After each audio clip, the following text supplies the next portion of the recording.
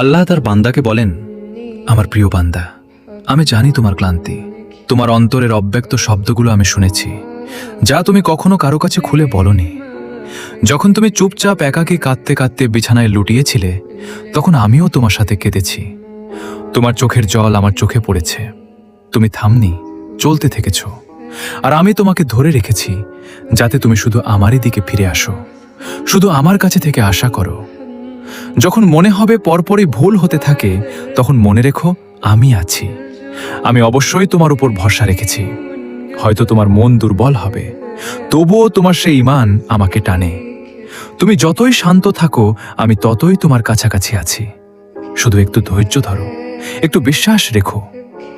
আমি তোমার অন্তরে এমন শান্তি দেব যা ভাষায় বলা যাবে না, কারণ আমি কখনো আমার বান্দাকে একা ছাড়ি না।